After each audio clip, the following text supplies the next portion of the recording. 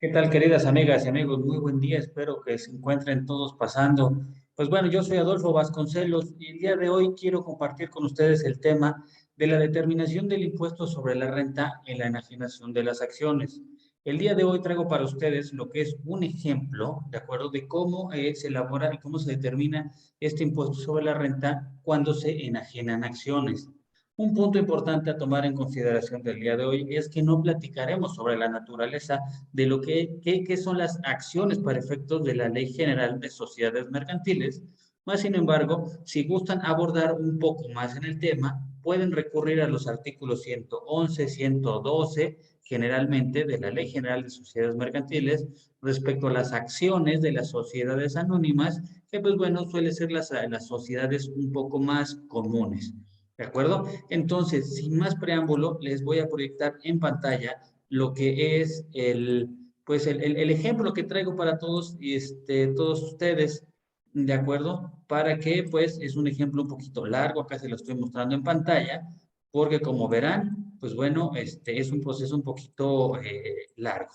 Bien, a ver, ¿qué determina y sobre qué base nos tenemos que guiar para el cálculo de la determinación del impuesto sobre la renta cuando se enajene algún tipo de acción? ¿De acuerdo? Simplemente hay que tomar en cuenta, por favor, que las acciones es la parte alícuota de capital que cada socio o accionista tiene sobre una sociedad, valga la expresión. Es decir, y por ejemplo, en el caso del día de hoy, bien, tenemos un ejemplo en el cual hay 800 acciones. Es una empresa conformada por 800 acciones y cada socio tiene 2,000 acciones, ¿de acuerdo? Aquí en esta columna les estoy mostrando cuándo es que entraron los socios. Si observamos, los socios fundadores son estos dos primeros, a los cuales nosotros llamamos, por ejemplo, para caso del ejemplo, Raúl y Armando. Raúl y Armando son los que constituyeron la empresa, los que la iniciaron con 2,000 acciones con un valor de 986,000, perdón, cada uno. Posteriormente ingresó la señora Nadia Morales. Esta señora Nadia Morales ingresó en septiembre del 2006, perdón, igual con 2,000 acciones, con 986,000 pesos los aportó a la sociedad. Y finalmente, en enero del 2010, ingresó a la sociedad Gerardo Castillo Galindo con 2,000 acciones. Por lo tanto, al día de hoy, en el ejemplo, tenemos 8,000 acciones. Bien, y el capital se encuentra conformado por lo que es la suma de todas las acciones, que es de 3,944,000 pesos. Eso son lo que es las acciones. Un punto importante, por favor, queridas amigas y amigos, a tomar en consideración es que suele ser usual en la práctica que recurrimos a lo que es un fedatario público, perdón, para la transmisión y la cesión de las acciones. Es decir, que el socio A le cede las acciones al socio B. En ese caso y en ese momento hay una enajenación de unas acciones. No hace falta que se paguen, porque así nos lo estipula el artículo 22 de la Ley del Impuesto sobre la Renta, como ahorita lo platicaremos. ¿De acuerdo? Ahora, otro punto indispensable es que, pues, aunque se cedan las acciones y que en esa acta de asamblea en el cual existe una transmisión de la propiedad de las acciones, como es el caso que hoy nos ocupa, que la señora Nadia Morales va a ceder, va a vender una parte de sus acciones, pues bueno, no hace falta que le paguen, sino en el momento en que se protocolice el acta de asamblea donde se ceden las acciones a un tercero, en ese momento hay que iniciar el mecanismo porque el hecho imponible de lo que es la enajenación se activa, ¿de acuerdo? Y simplemente para terminar el comentario, en el caso de que existiese una donación, que por ejemplo, que la señora Nadia Morales donara sus acciones a algún hijo, a algún nieto, a su papá, a sus abuelos, pues bueno, en ese caso esa transmisión de propiedad sí se encontraría exenta, porque recordemos que así lo estipula el artículo 93 de la Ley del Impuesto sobre la Renta sobre las donaciones y únicamente en línea recta. Es decir, papás, hijos, nietos o viceversa, hijos, papás, abuelos. ¿De acuerdo? En ese caso, sí se puede hacer la donación y la donación se tiene que perfeccionar a través de un contrato de donación elevado a escritura pública en lo que es, dándole la fe pública un notario. ¿De acuerdo? O, en su caso, dependiendo de las circunstancias y características, un corredor público dentro de las proporciones y circunstancias que amerite este tipo de donaciones. Bien, finalmente, eso es lo que nos corresponde. Ahora, vamos a platicar sobre el ejemplo de cómo se determina la enajenación de las acciones.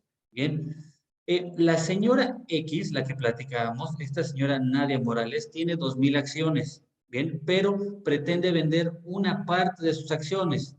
¿Cuántas pretende vender? Aquí las tenemos en el ejemplo. 850 acciones es lo que quiere vender de sus 200 acciones que adquirió. ¿Cuándo las adquirió? En septiembre del 2006, como comentábamos aquí.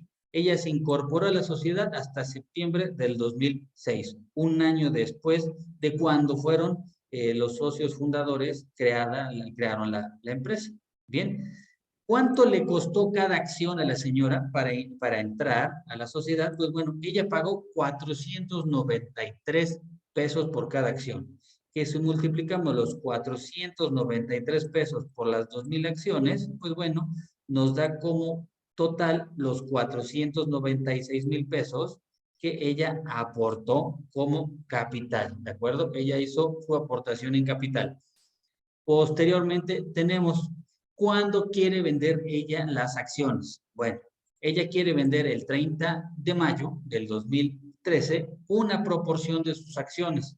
¿Qué proporción quiere vender? Quiere vender 850 acciones. Ella tiene 2,000 acciones, quiere vender 850. Ahora, ¿a qué precio las pretende vender? Pues bueno, ella pretende venderlas a 925 pesos.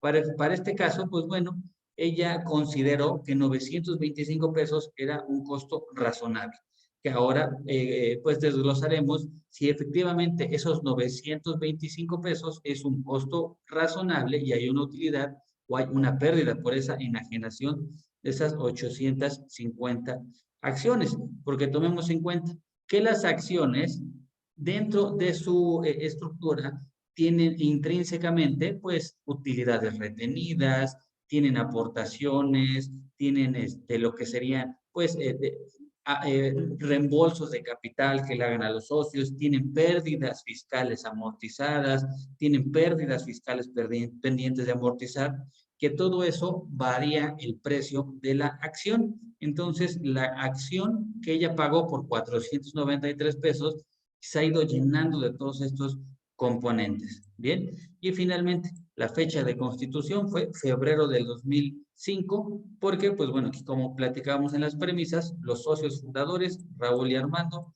fundaron la sociedad en febrero del 2005. Ahora, ¿cuáles indicadores tiene la empresa? Esta empresa, que la vamos a llamar Empresa Acciones S.A.D.C.B., ¿de acuerdo? Tiene diferentes tipos de saldos. Tiene una CUFIN actualizada a diciembre del 2005, tiene una CUFIN actualizada al 2009 y tiene una CUFIN actualizada al 2012. Todos esos datos los vamos a ir necesitando ahorita en el transcurso de la plática. Tiene una pérdida fiscal generada en 2012 pendiente de amortizar, de acuerdo a la fecha de que está enajenando la señora las acciones. En abril del 2008 también la empresa realizó un reembolso a los accionistas, es decir, su capital lo hicieron más chiquito, pero las acciones las siguieron manteniendo. Es decir, las acciones perdieron valor porque les devolvieron 295,000 pesos a cada uno. En 2011, de la misma manera, realizaron otro reembolso por 380,000 pesos. Se mantuvieron las acciones, pero el precio de las acciones disminuyó. Y en 2005, antes de que la empresa fuera, perdón, antes de que la señora que va a vender las acciones fuera socia, la empresa obtuvo una pérdida fiscal, ¿de acuerdo? Pero, ¿qué sucedió? Esa pérdida fiscal fue amortizada en el 2006, cuando la señora ya era socia. Entonces, en el 2006, cuando la señora ya era socia, se benefició de una pérdida fiscal de cuando todavía no formaba parte de la sociedad y por lo tanto deberemos de tomar en cuenta para nuestro cálculo. Ahora bien, me voy a remitir brevemente a la ley del impuesto sobre la renta, a lo relativo al artículo 22.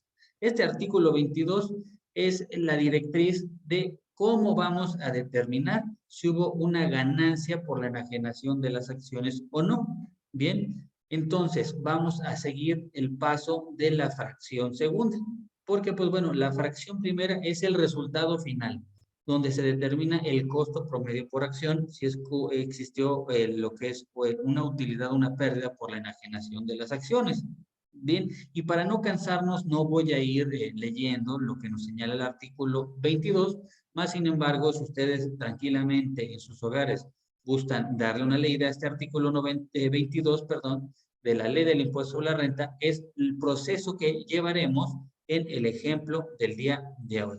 ¿De acuerdo? A ver, como premisa principal, para determinar la ganancia o pérdida de la enajenación de las acciones, debe de considerarse la base gravable por la enajenación de las acciones, que es lo que nosotros vamos a hacer como punto número 1, que aquí lo tengo.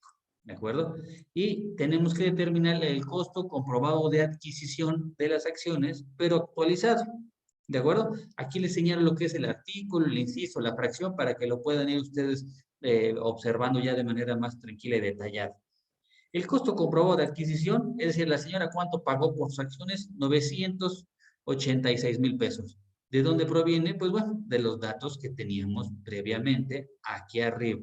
Bien, pero tenemos que actualizarlo, porque eso lo aportó cuando, pues en septiembre del 2006, estos 986,000 pesos. Tenemos que actualizarlos al día de hoy, ¿de acuerdo? Tenemos que traerlos al día de hoy y determinar el INPC del factor de actualización. Entonces, tenemos que es un costo comprobado de adquisición, es decir, cuánto la señora pagó en lo que es su aportación actualizado el día de hoy, pues bueno, tenemos que es 1,304,280 pesos, ¿de acuerdo? Eso es actualizado al día de hoy, tomando en cuenta los efectos inflacionarios. Número 2. Ahora, hay que actualizar la COFIN, ¿de acuerdo? Recordemos que tenemos diferentes tipos de COFINes, como platicábamos acá arriba, y diferentes tipos de momentos de cuando la señora era socia o no. Bien, primeramente, lo que tenemos que hacer es la COFIN previa a la adquisición de las acciones, en septiembre, que fue en septiembre de 2006, que fue manifestado al 31 de diciembre del 2005 en la declaración anual. Por eso vamos a tomar en cuenta esta COFIN de diciembre del 2005. ¿Por qué de diciembre del 2005? Porque, pues bueno, en diciembre de 2005, si observamos, la señora, lo que es la señora Nadia Morales, la que está enajenando las acciones, todavía no formaba parte de la sociedad. Más sin embargo, tenemos que actualizarla para poder tomar en cuenta esas variaciones como lo veremos más adelante. Entonces, tenemos la COFIN de 1,402,000 que nos resulta de aquí, de nuestros datos, de lo que se presentó y se manifestó en el ejemplo en la declaración anual. Bien, se actualiza en el INPC. Punto importante, por favor, a tomar en cuenta, hay que truncar siempre a 4 dígitos, porque si hacemos la división de nuestro factor de actualización sin trucarlo a 4 dígitos, pues bueno, la actualización va a tener variaciones. ¿Por qué a 4 dígitos? Pues bueno, así nos lo señala el Código Fiscal de la Federación.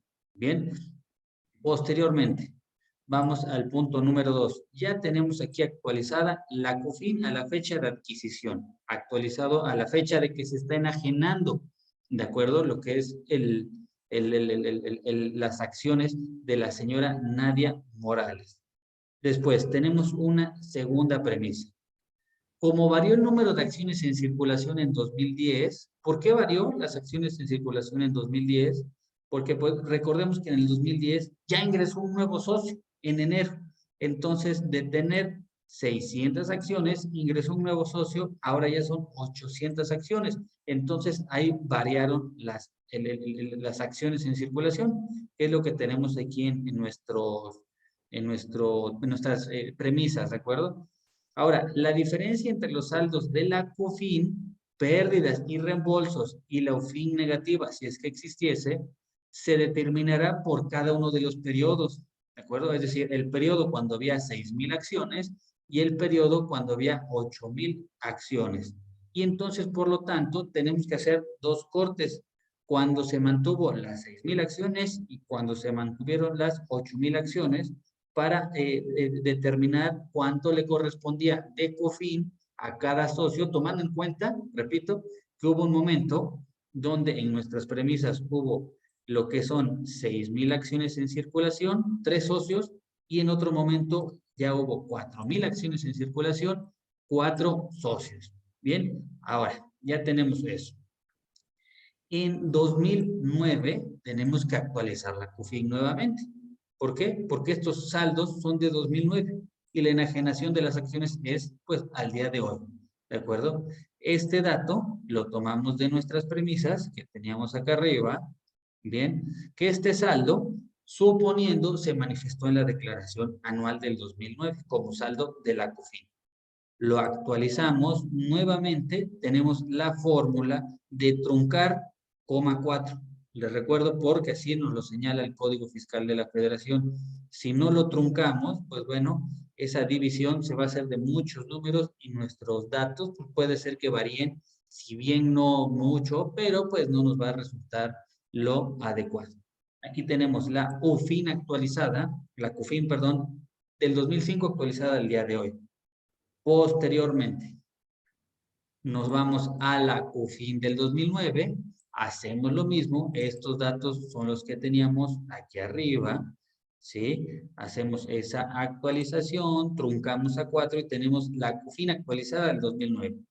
Y nuevamente, ahora sacamos la diferencia entre la COFIN actualizada del 2009 y la COFIN actualizada del 2005. ¿De acuerdo? Aquí se nos arroja una diferencia de COFINes. Esta diferencia de COFINes, ¿qué es? Pues bueno, recordemos nuevamente que en un momento hubo más socios y en otro momento hubo menos socios porque ingresaron en diferentes momentos.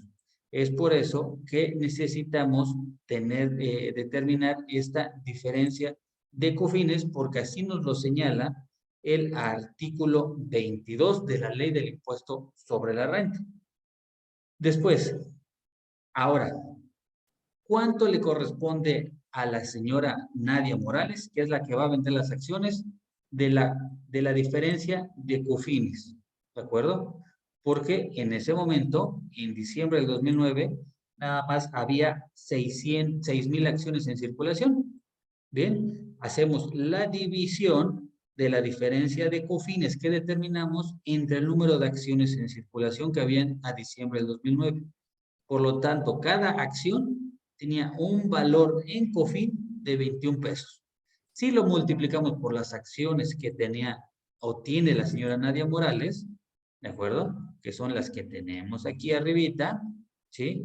Entonces, tenemos que la multiplicación de los 21.87 pesos por las 2,000 acciones son 43,742 pesos que le corresponden a la señora Nadia Morales de esa COFIN, ¿de acuerdo? De lo que corresponde a la diferencia entre 2009 y 2006, que es cuando hubo esa pues modificación de socios, entraron, etcétera, etcétera.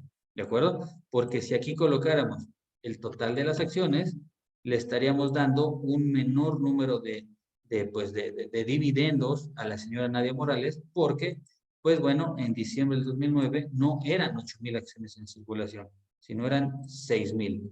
¿Cuáles 6,000? Pues bueno, las que le correspondían a Raúl, Armando y a Nadia. ¿Sí? Ahora, pasamos al siguiente paso.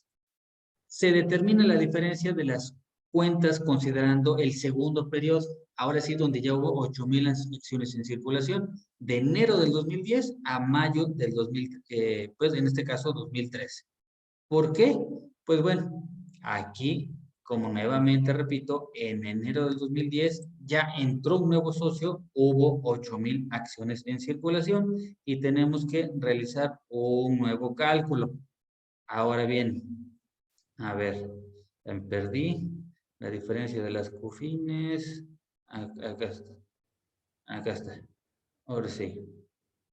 Ahora, ya teniendo en cuenta que ahora son 8,000 acciones en circulación, actualizamos la CUFIN nuevamente del 2009, actualizamos lo que es la CUFIN, ¿sí? Del 2012, 2009, 2012, la de 2012 igual te las tenemos los datos aquí en las premisas. De la misma manera, se manifestó esa CUFIN en la declaración anual. No es una CUFIN inventada, sino que, pues bueno, para efectos del ejemplo, esta CUFIN se manifestó en la declaración anual. Bien, se actualiza nuevamente, colocamos nuestra fórmula de truncar el INPC a la fecha que se actualiza y desde cuándo. ¿De acuerdo? Y la tenemos actualizada de la de diciembre del 2012 a la fecha, al día de hoy. Posterior tenemos que determinar la diferencia de CUFINES nuevamente, desde que entró el nuevo socio hasta ahorita. Tenemos que la CUFIN del 2012 fueron 2,183,000, la CUFIN de la fecha de adquisición actualizada la determinamos aquí arriba, que fue de diciembre del 2009, entonces la diferencia es de 151 pesos, que es cuando ya había 8,000 acciones en circulación, ¿de acuerdo? Tenemos que hacer el mismo procedimiento de esas 8,000 acciones y de esa variación de COFINES, ¿cuánto le corresponde a la señora Nadia Morales? Ahora sí, si observamos, aquí estamos tomando 8,000 acciones, ya no 6,000 como era en el anterior periodo, cuando hubo 6,000 acciones. Realizamos el mismo procedimiento y entonces a cada una de las acciones, al total de las acciones, perdón, de la señora Nadia Morales, le corresponden 37,884.33 pesos de esa diferencia de CUFINES. ¿Cuál diferencia de CUFINES? Pues bueno, aquí tenemos la de 2012 y la de 2009, que es cuando, repito, ya hubo 8,000 acciones en circulación. Bien, ahora, ya que tenemos esto, ¿cuánto le corresponde de cada CUFIN a la señora Nadia Morales? De cuando eran 6,000 acciones, de cuando eran 8,000 acciones, cuando eran 3 socios, ahora son 4. Tenemos que determinar, ahora sí, la diferencia de las CUFINES. Así nos lo precisa el artículo 22, inciso A, fracción 3. Es decir, aquí estamos, en la ley del impuesto sobre la renta, artículo 22, fracción tercera. Bien, tenemos que los 43,000 pesos son los que determinamos aquí arriba, cuando había 6,000 acciones en circulación. ¿De acuerdo? Y posterior tenemos los 37,884 cuando ya había 8,000 acciones en circulación. ¿Qué es lo que tenemos que hacer? Pues sumar, ¿de acuerdo? ¿Cuánto le correspondía en un periodo y cuándo en otro periodo? Tenemos que la diferencia de COFINES tiene un valor de 81,626 pesos. Es decir, sus aportaciones de capital ya tuvieron rendimientos que no se han distribuido, son 81,626 pesos. ¿De acuerdo? Después, tenemos el resultado del inciso A, fracción segunda. ¿Cuál fracción segunda? Nuevamente esta fracción segunda que tenemos acá, que es todo un chorizote de información que para no cansarnos en este momento y por cuestiones de tiempo no nos podemos poner a desmenuzarlo, pero sí los invito y les invito a que puedan tener junto a ustedes a esta plática lo que es su ley del impuesto sobre la renta para que me puedan ir siguiendo. Y cualquier duda o comentario, con todo gusto en el canal de YouTube o en el video o en lo que es las redes sociales, en mi correo electrónico cp.adolfovasconcelos@gmail.com me pueden enviar todas sus dudas o comentarios. ¿De acuerdo? Entonces, tenemos el costo comprobado de adquisición, es decir, cuánto pagó la señora por las acciones cuando ingresó, pero actualizado. ¿De dónde lo determinamos? Si recuerdan, lo determinamos al inicio. ¿De acuerdo? La señora aportó 986,000 pesos y se actualizó al día de hoy que entonces es 1.034.000, y a eso hay que sumarle lo que es las UFINES que determinamos aquí arribita, que son los 81,000 pesos que tiene de dividendos que no se han distribuido. Por lo tanto, el monto original ajustado es la suma entre lo que pagó la señora actualizado y el valor que tiene en dividendos no distribuidos, que eso es de 1.385.000 pesos. Es lo que nos señala que debemos hacer el inciso A, fracción 2 del artículo 22 de la Ley del Impuesto sobre la Renta. Ahora, ya tenemos eso. Pero, ¿qué sucedió? Tenemos aquí en este recuadrito, ¿de acuerdo? Se lo voy a poner aquí en verde. La empresa cuenta con una pérdida fiscal pendiente de amortizar a la fecha de enajenación, cuya amortización se hizo en los pagos provisionales de 2013, lo cual no afectará su aplicación para determinar el costo promedio por acción, ¿de acuerdo? Entonces, esa pérdida fiscal, pues bueno, deberemos de realizar lo siguiente. ¿Por qué? Porque las pérdidas fiscales disminuyen el pago del impuesto sobre la renta y a su vez, de manera intrínseca, incrementan el valor de, pues, de lo que se tiene en los dividendos no distribuidos, porque el dinero no sale, sino se reduce del pago del impuesto sobre la renta. ¿Qué es lo que tenemos que hacer? La pérdida fiscal tenemos que actualizarla nuevamente. ¿Esta pérdida fiscal de dónde sale? Pues bueno, de nuestros datos que tenemos aquí arriba, que tenemos una pérdida fiscal generada del 2012 pendiente de amortizar, ¿de acuerdo? ¿Qué es lo que vamos a hacer? Actualizarla al día de hoy. Así nos lo señala, aquí tenemos el inciso B, fracción segunda. La actualizamos, truncamos a 4 dígitos, ¿de acuerdo? ¿Desde cuándo hasta cuándo? Bien, y tenemos que nuestra pérdida fiscal actualizada es de 1.765.000. Posterior, tenemos que hacer el mismo cálculo. Recordemos que en el 2012 ya eran 4 socios, entonces ya eran 8,000 acciones en circulación. Tenemos que hacer la división. La pérdida que generamos actualizada aquí arriba entre el número de acciones en circulación, ¿sí? Es el valor que le da de pérdida a cada acción. Es decir, cada acción tiene una pérdida de 220.64 pesos. A la señora Nadia, ¿cuánto le corresponde por sus 2,000 acciones? Pues bueno, le corresponden 441.284, que es la multiplicación del valor de cada acción de pérdida que le corresponde por el número de acciones que tiene la señora. Le corresponden pérdidas pendientes a amortizar por 441.284 pesos. Bien, posterior, tenemos otra premisa. En abril del 2008, la empresa realizó un reembolso, como platicábamos en lo que es las premisas, un reembolso de 295,000 pesos, a los cuales vamos a ver cuánto le corresponde a cada socio. Bien, es decir, estos 295,000 pesos del capital que tenían aquí arriba, aquí, les regresaron 295,000 pesos. Y entonces ya tienen menos de capital y por lo tanto, ¿de acuerdo?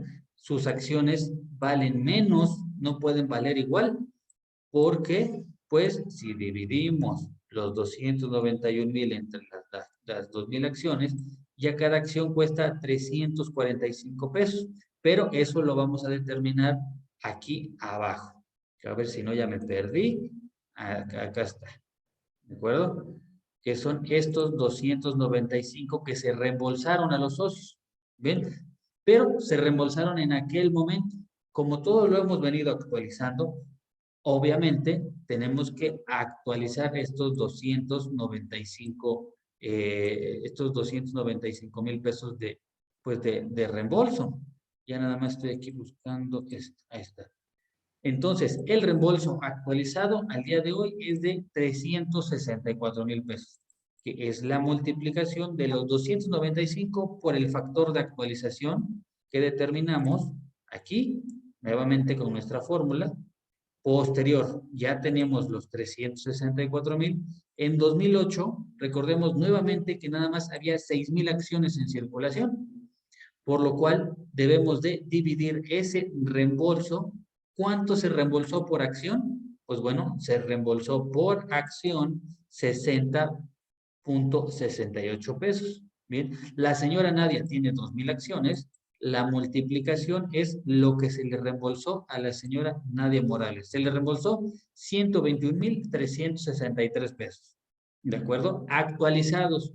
Posterior, recuerden, aquí tenemos que hubo un segundo reembolso. No se reembolsó una vez. Hubo 2 reembolsos como platicábamos en las premisas iniciales. Bien, entonces tenemos que hacer exactamente lo mismo. El reembolso fue en el 2011, entonces tenemos que hacer nuestra actualización, bien, nuevamente con la fórmula de truncar a 4, el INPC a la fecha del día de hoy, el INPC desde cuándo se hizo el reembolso, que fue en enero del 2011, y tenemos el reembolso actualizado al día de hoy. Pero ¿qué sucede? Ese reembolso ya había 4 socios, ya había 8,000 acciones en circulación. Por lo tanto, tenemos que dividirlo ahora el reembolso entre 8,000 acciones. Acá, por cada acción se reembolsaron 51.52 pesos. Y nuevamente, la señora Morales tiene 2,000 acciones, le correspondió un reembolso de 103,037 pesos. Bien, de todos esos 412,000, a ella le tocaron reembolsos por 103,037 pesos. Ahora, otra premisa. En 2005, la empresa obtuvo una pérdida fiscal de 1,015,548.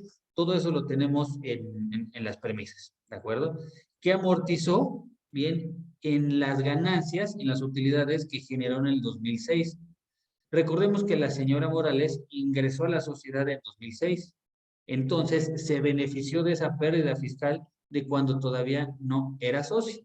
Por lo tanto, sus acciones van a tener una variación, por lo cual hay que hacer la actualización. Esos 115,000 pesos que tenemos aquí, que las tomamos de nuestras premisas, nuevamente hay que actualizarlo con nuestra fórmula de truncar al número 4. Entonces tenemos que fue una pérdida fiscal actualizada que la señora Nadia Morales se benefició de 1,367,638. Bien, ahora, ¿cuánto le corresponde por acción? Que fue en el 2006. En el 2006 nada más había 3 socios con 6,000 acciones. Tenemos que realizar el mismo procedimiento de dividir cuánto era la pérdida por acción, fue de 227 pesos. La multiplicación de lo que le corresponde de pérdida por cada acción por el número de acciones que tiene la señora Nadia, en total se benefició de 455,879 pesos, punto 50. ¿De acuerdo? Ese fue el beneficio que la señora Nadia Morales tuvo por la amortización de la pérdida de cuando ella todavía no formaba parte de la sociedad. Bien, posteriormente, antes de determinar el costo promedio por acción, es necesario, determinar si deben de disminuirse las mismas del costo comprobado de cuando se adquirió.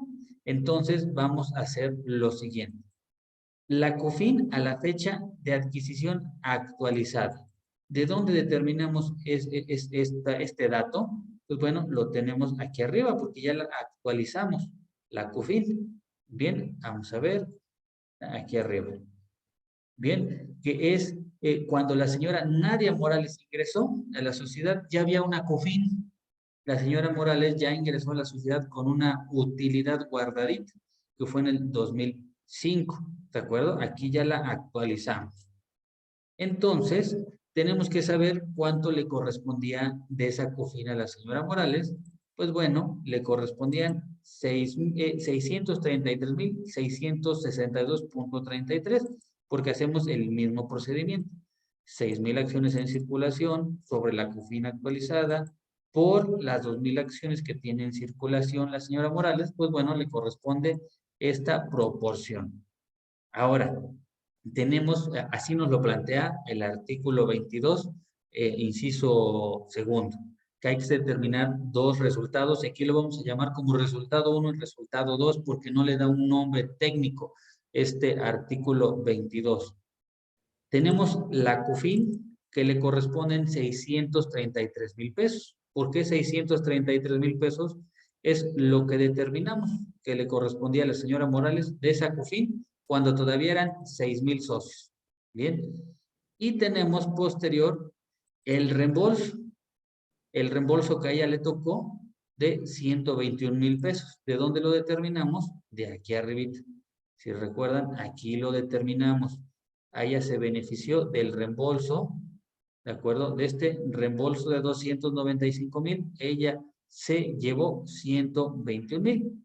Posterior, recordemos que hubo un segundo reembolso. Ella se llevó 103,000 pesos, que entonces tenemos aquí arriba nuevamente de estos 103,000 pesos, ya cuando eran 8,000 acciones en circulación, que aquí tenemos que son 8,000 acciones en circulación y no 6,000. 8,000 acciones en circulación. Y después recordemos que se benefició de utilizar y de amortizar una pérdida de cuando ella todavía no formaba parte de la sociedad. Entonces, son estos 441,000 pesos que determinamos aquí arriba. ¿De acuerdo? ¿Qué es lo que procede en este caso? Pues bueno, tenemos que hacer la suma de la COFIN más los reembolsos que se llevó, más las pérdidas fiscales pues, que se benefició, nos dan el resultado de 1,299,000 pesos. Posteriormente, tenemos la COFIN de 2,183,000 pesos. ¿Que de dónde salió esta COFIN de 2,183,000 pesos? Pues bueno, es la que actualizamos aquí arriba. Vamos a ver.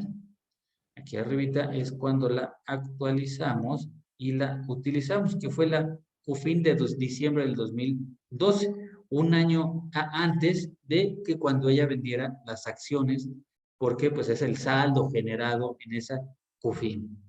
Bien, ya la tenemos aquí actualizada, hacemos la proporción entre las 2,000 acciones, a ella le corresponden 545,000 pesos de esta COFIN del 2012, ¿de acuerdo? Tenemos el resultado B.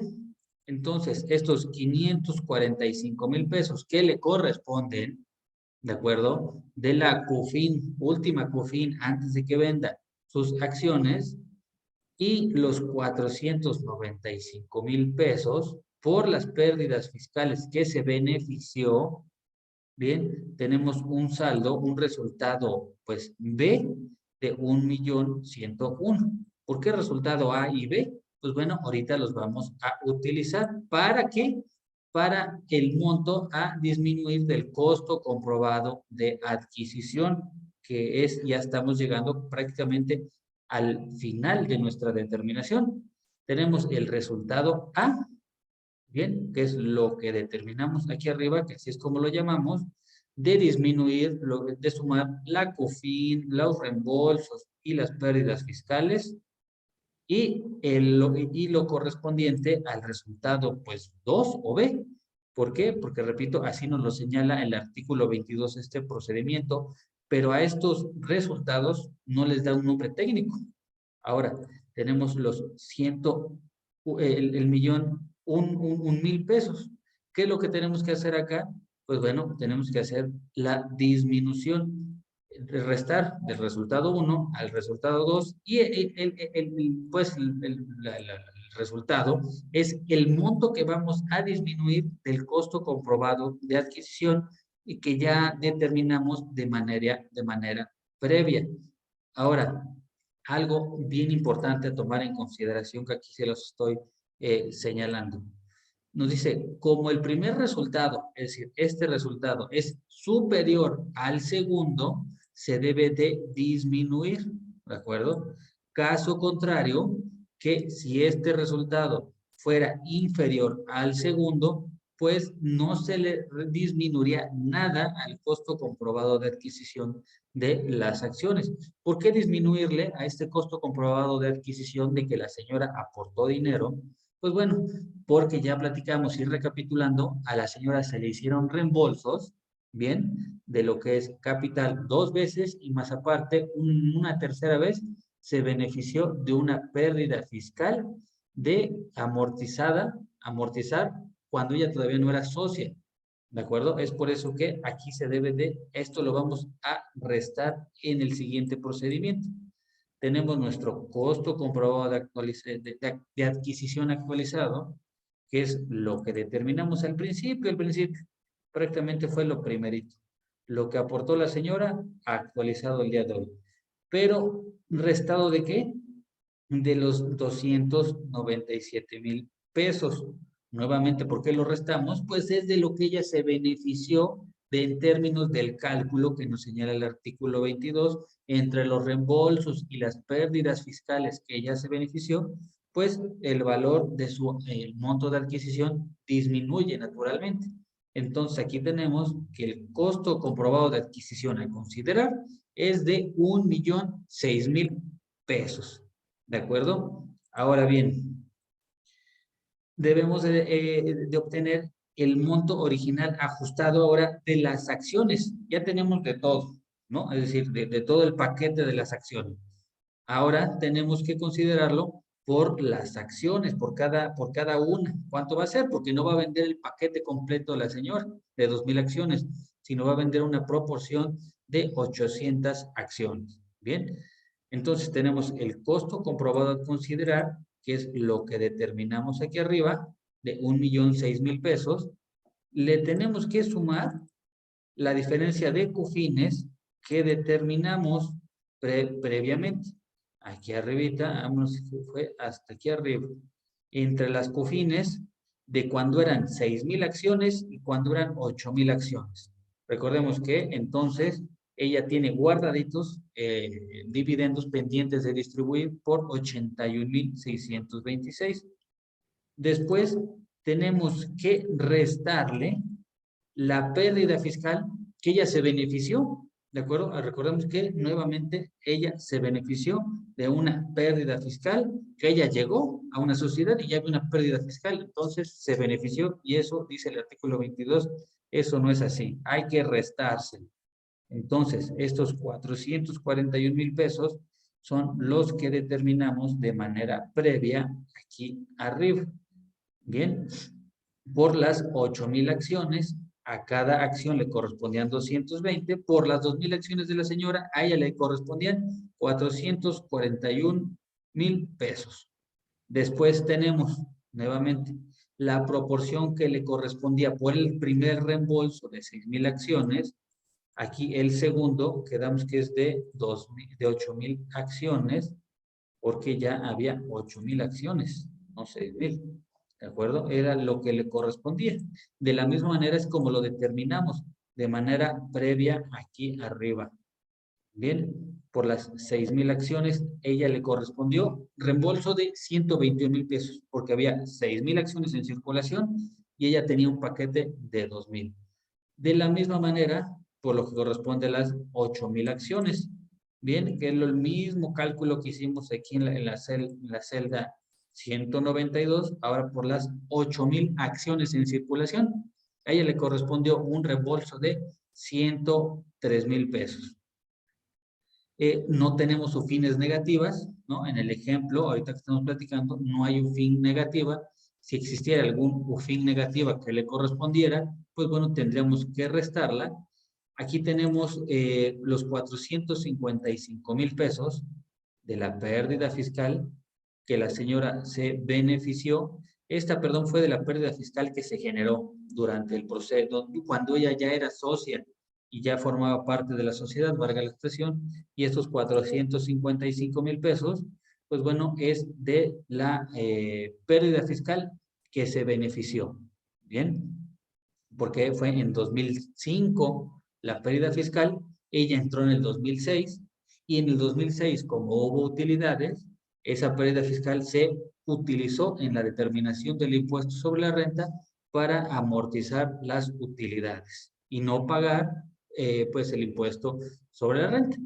Finalmente, tenemos el monto original ajustado de las acciones, que es de 878,000 pesos. Bien, ¿cuál es el procedimiento? Pues bueno, aquí está. Se suma la diferencia de las COFINES, se restan las pérdidas, los reembolsos, las UFINES negativas, y entonces ella tiene un paquete de 2,000 acciones, ¿sí? Que hay que dividirlo por los 878,000 pesos. Entonces, tenemos que cada acción ya cuesta al día de hoy, y entre toda la operación que ya tuvo el negocio, de 439,000 pesos. Ya no vale lo que al principio de 493,000 pesos.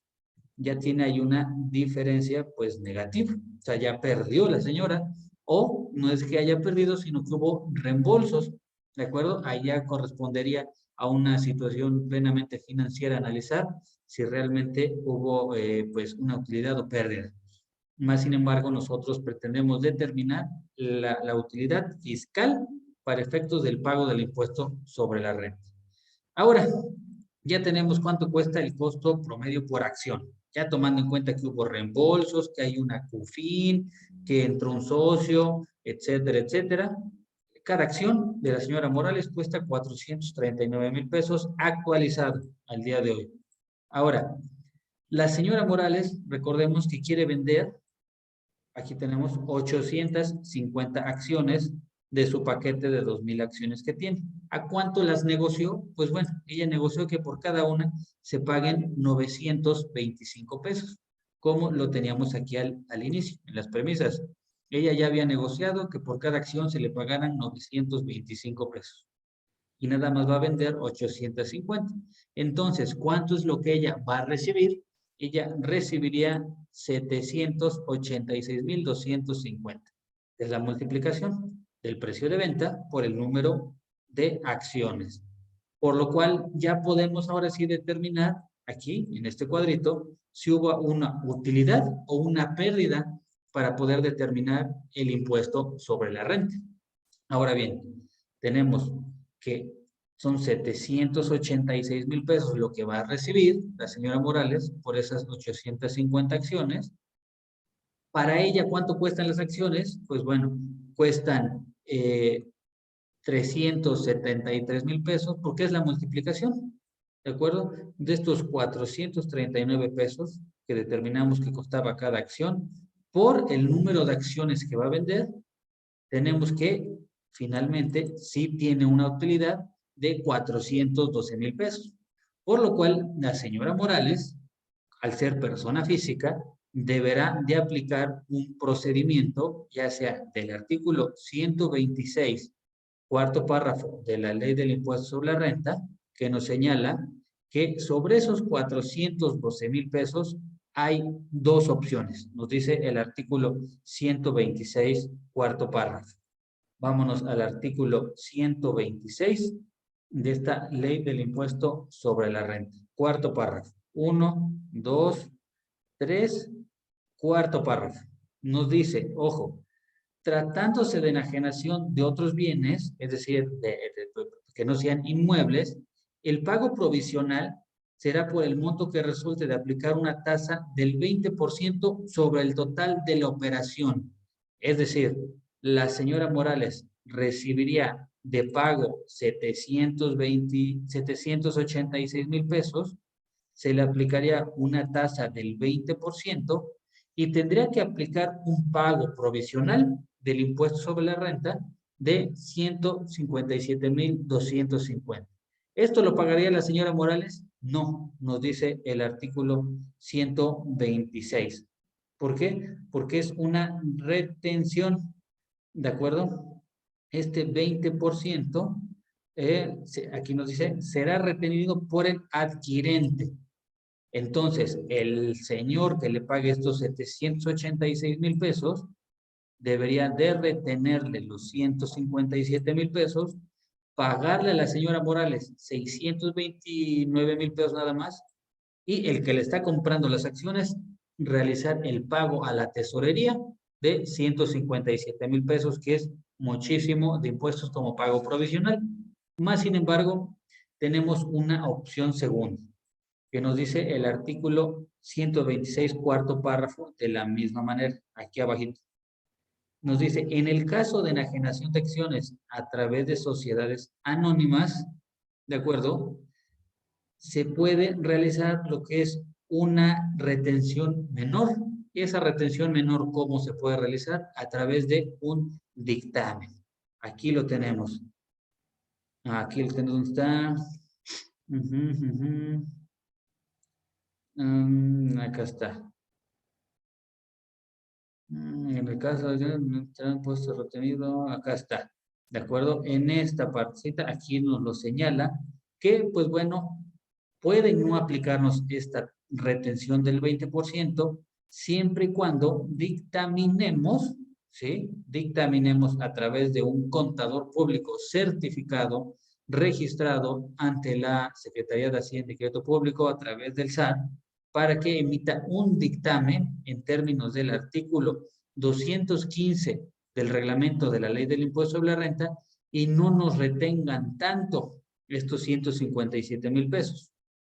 ¿Qué nos dice ese procedimiento? Que yo las invito para que abran su ley en este artículo 126, cuarto párrafo, y se remitan al artículo 215 del reglamento de la Ley del Impuesto sobre la Renta para ver cómo se realiza este procedimiento de dictamen, que nada más lo puede hacer, repito, el contador público certificado y registrado ante el SAT.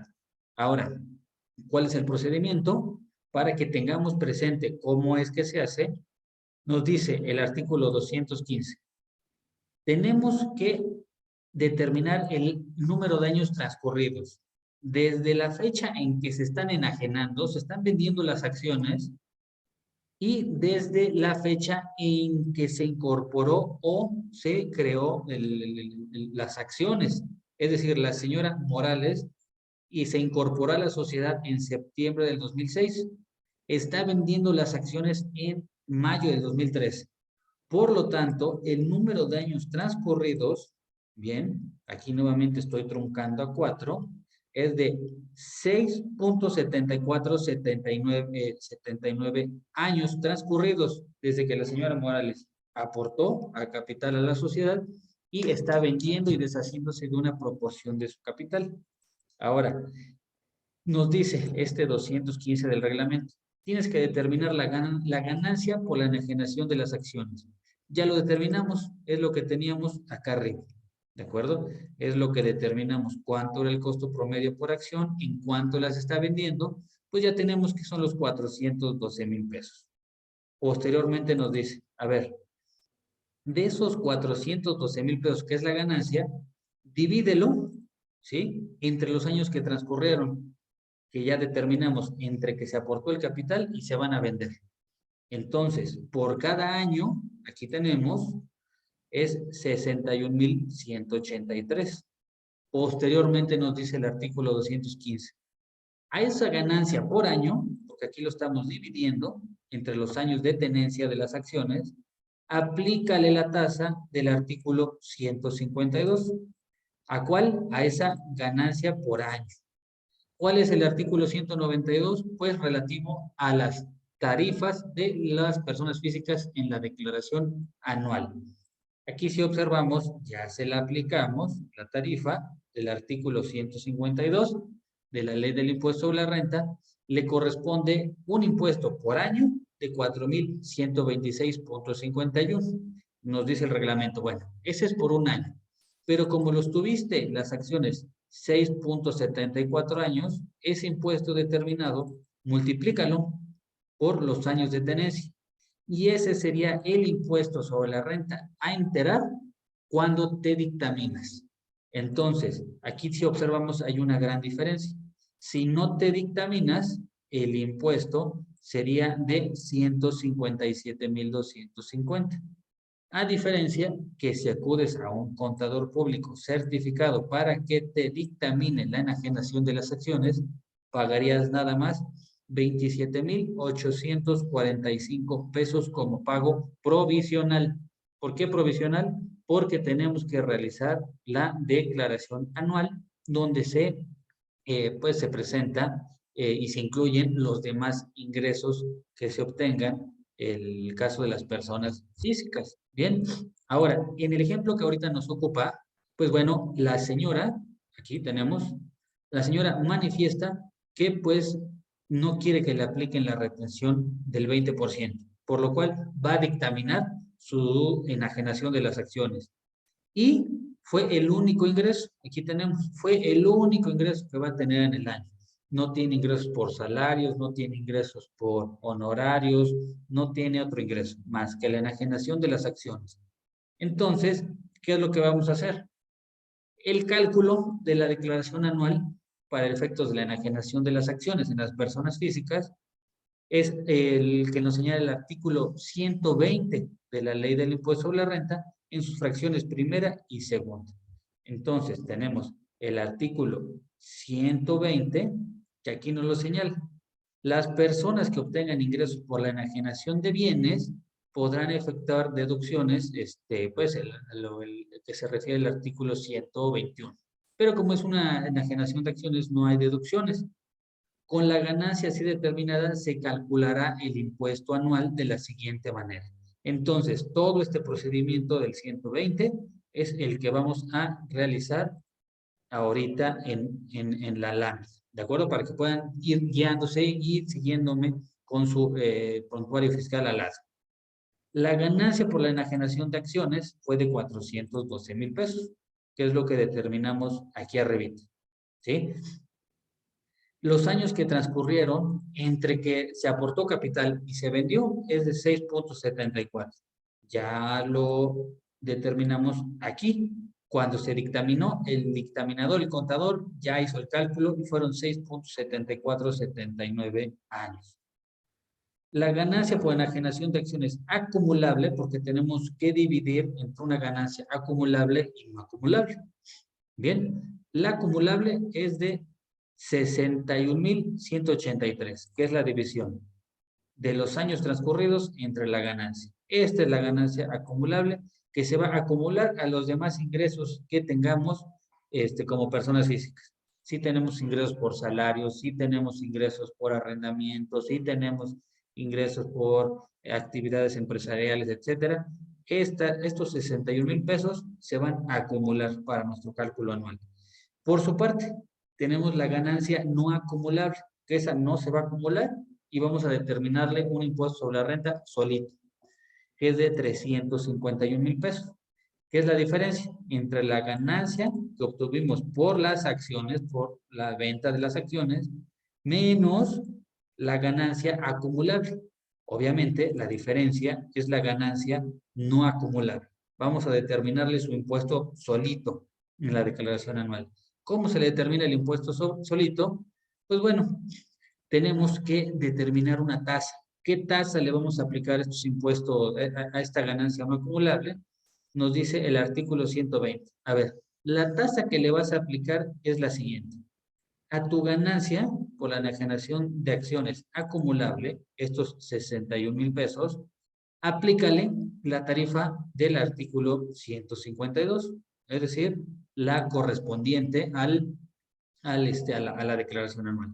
Si observamos, aquí ya se la estamos aplicando, ya determinamos el ISR de paso sobre la ganancia acumulable, porque en el ejemplo que tenemos ahorita, recordemos que la señora aquí es único ingreso, ¿sale? Entonces, va a pagar un ISR sobre ingresos acumulables de 4,126, pero nos dice el artículo 120, a ver, la tasa que le vas a aplicar a estos 351,000 pesos será la diferencia de dividir la ganancia acumulable entre el impuesto que generaste sobre esa ganancia acumulable. Entonces, aquí está, estamos truncando nuevamente y tenemos que es una tasa de 6.74%.